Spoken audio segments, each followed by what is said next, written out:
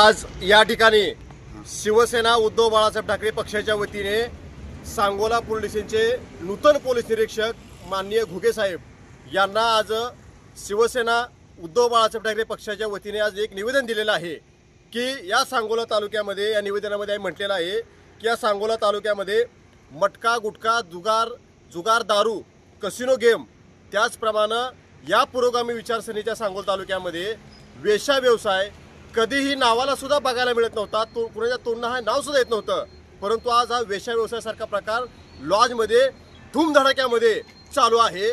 त्यामुळं प्रचंड प्रमाणामध्ये सुरू असलेला वेश्या व्यवसाय याच्यावरती सुद्धा लक्ष देण्याची गरज आहे। त्याचबरोबर वाळू वाहतूक ही जरी बंद झालेली असली परंतु वाळू वाहतूक ही प्रचंड पॉइंटवरून येणाऱ्या अवैध वाळू वाहतूकच्या गाड्या हे सांगली कोल्हापूर सांगोल्यासारख्या ठिकाणी येत आहेत। पॉइंट जरी खाली लिगल असला तरी वाहतूक मात्र बेकायदेशीर आहे।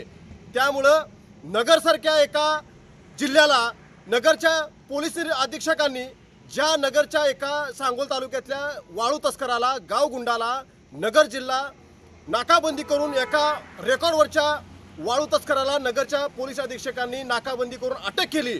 तो वाळू तस्कर खुलेआम गाड्या घेऊन या सांगोला तालुक्यामध्ये आज बेकायदेशीर पावतीच्या गाड्या घेऊन विदाउट पावतीच्या गाड्या घेऊन वाळू सांगोला पोलीस स्टेशनच्या समोर सांगोला हद्दीमध्ये खुलेआम खाली करतोय।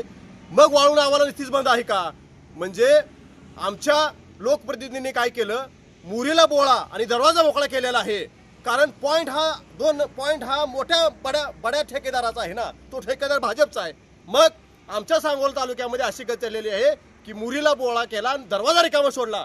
म्हणून पोलीस अधीक्षक साहेब आमच्या कुठल्याच विद्यमान लोकप्रतिनिधीकडून आम्हाला अपेक्षा राहिलेली नाही किंवा कुठल्या लोकप्रतिनिधीकडून आम्हाला अपेक्षा नाही। घुगे साहेब आपल्याकडून आम्हाला फार मोठी अपेक्षा आहे की आपण आल्या सिंगमशाल कारवाई चालू केलेली आहे, त्याचा आम्हाला अभिमान आहे। परंतु ह्याच्यावरती जी मुद्दे मांडलेले आहेत तेव्हा मात्र कारवाईचा तुम्ही धूमधडाका उठवून द्यावा आणि ती कारवाई आपण करचाल अशी आम्हाला अपेक्षा आहे।